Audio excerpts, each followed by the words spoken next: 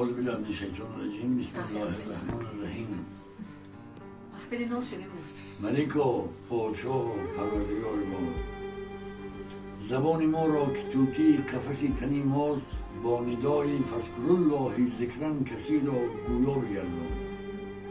بار الهی ما را از وجه حلال لقمه بر دهان بده.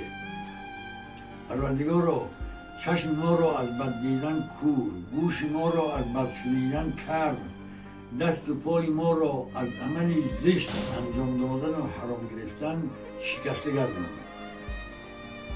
پروردگارا سینه های ما را از وسواس وسویس و فیس و دورناسی من الجنتی و الناس امین نگه دار. در ایوان جلال دل ما که سواد اعظم سلطان ولایت ایمان است، درخت از برکت عشقی به تو داشته امان صبر باروبر بگردان تا ما زیر سلطه شیطانی علیه لعنت نمانیم.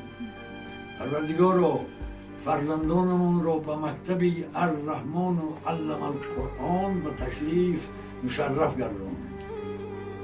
ای قدیمی لم یزل، ای عزیزی بی‌بدل، در آن ساعت که جان ما عزم مرا قریب طویل کند، ما را از جواب یقینی ان الله یغفر الذنوب جمیعا جدا مگردان. همه عزیزان رفته ما را در جوار رحمتت قرار بده. و بیماران ما از داروخانه و ننزل من القرآن ما هو شفاء و رحمت للمؤمنین شربت عافیت کرم بفرما. بار الهی ما در غربت، در غریبی، در کشورهای بیگانه مسافر داریم، عزیز داریم. یکی از پی دریافت علم و هنر است، دیگری در پی خدمت دولتی است، سومی در پی دریافت نفقه خانواده است. تمنا میکنیم از بزرگی و عظمتت که در ناکنی آنها خار نخلند، از گرفتاری ها، از ناکامی ها، از نابرابری ها، از شر شیطان، از جمعی آفت بلاهای زمینی و آسمانی حفظشان بکن.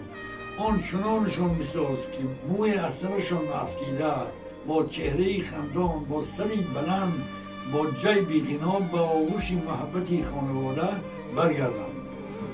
پروردگارا ما حاجات، نیازها، مشکلات و مهماتی زیادی دارم که تو آنها را بیشتر و خوبتر از ما میدانی. آرزو میکنیم که آن همه را به لطف و کرمت برآورده خیر کردن. پروردگارا ما مخلوقان تو از نادانی، از گمراهی، از ابلهی، از غفلت مرتکب گناه شده ایم و از بدکرده های خود پشیمانیم و انگشتی ندامت زیر لب داریم. تمنا میکنیم بر ما سخت نگیر.